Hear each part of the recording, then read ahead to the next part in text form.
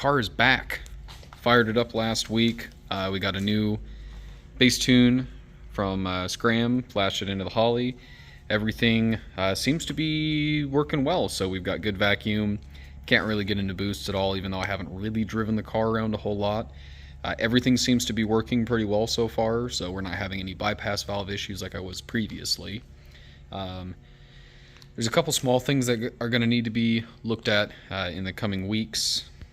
And one of those is the heat exchanger pump feed line. So unfortunately the previous setup that I had tucked underneath through the bulkhead didn't work, and obviously this is quite a tight radius. It's a 90 coming straight out of the pump and up curved into here, so I think I'm going to need something like a 120 degree fitting, or maybe a 45 degree dual-sided union right there to make that work. But the bulkhead unfortunately was just too tall underneath, but this works. It still flows.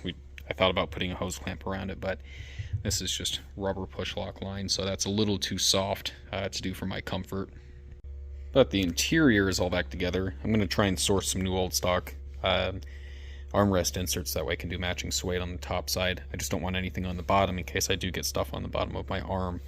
Obviously don't want to ruin that suede material, but the rear is reinstalled. It's a little difficult to see, but it's installed. Everything's put back together, went back together pretty nice. Again, the car fires, so like everything is obviously reconnected. Yeah, it feels pretty damn good to have it back in one piece. But for the time being, I grabbed a couple of these little 3/4 inch spacers to space it up. Hopefully not put as much tension on this. I should have plenty of line left over.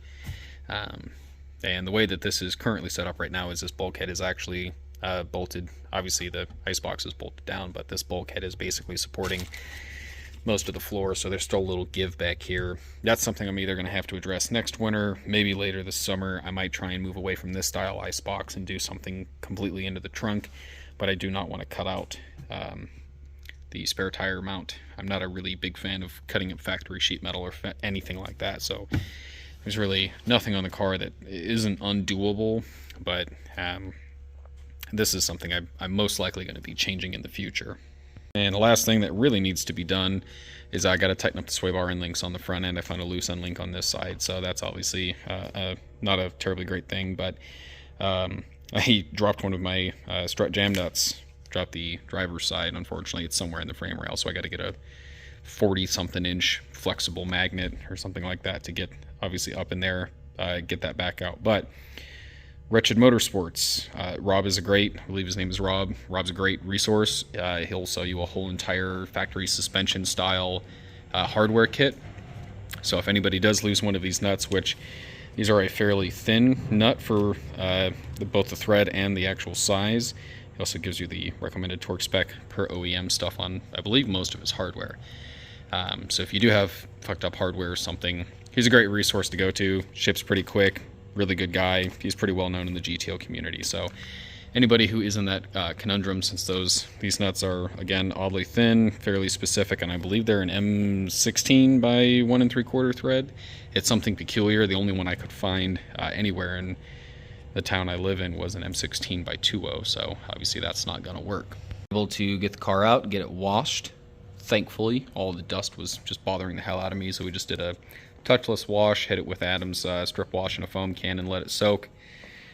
Did a second coating, second foaming, and then we rinsed it off and blew dry the windows and pulled her back in. So thankfully everything's heat cycling. I think the car's running a little rich. It's running 14-to-1 right now on the air fuel at idle, but it heat cycles well. It cold starts decently. That's going to need some work on the dyno.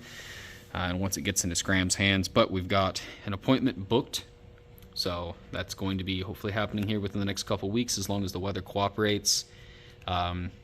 There's not a whole lot that needs to be done. They're going to hook the tack back up because that hasn't worked for quite a while, pretty much since the Holly swap, just because that was something we kind of ran out of time on. Speedo needs to be recalibrated, and they might be whipping me up a set of catless mid pipes, because again, this K-member does not work with SLP headers, which is what I originally had on the car for, oh god, 5-6 years. But the stainless works, unfortunately, because EPA is awesome. They have basically crammed down, so now the way they can't really sell catless mid pipes off the shelf. But I do have some new hardware also coming for the inside of the side skirts. So I got the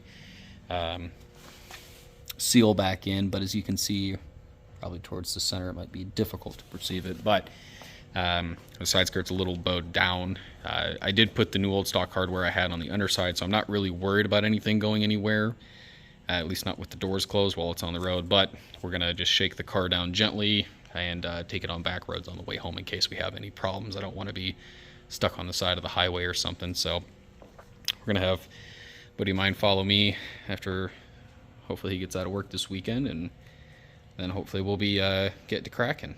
And as long as we get accurate data on the dyno, don't have any traction issues, which unfortunately I do foresee happening, I think the car will honestly end up making somewhere in the 900 to 1,000 wheel horsepower mark. I think before, when it was running out of fuel, I think with any actual timing in it, it only had 10 degrees worth of advance at wide open throttle since we were pretty badly kneecapped by fuel. Well, lack of injector and the new 1650s that are in the car should hopefully curtail that issue.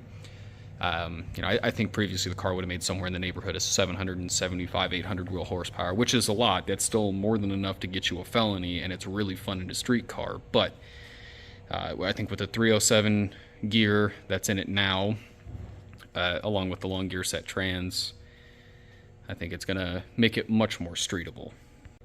But anyways, hopefully in the next couple weeks we'll be on the dyno here making noise, and then shortly after that we should, in theory, have the new front bumper on with the lower grille opening deleted. That's currently at my good friends at It's a Wrap getting PPF'd. So that and the SAP side skirt should be done, I think, either today or tomorrow. So either March 31st or April 1st of this year. And then 2 weeks after that, the cure time's done, and we'll be back on the road.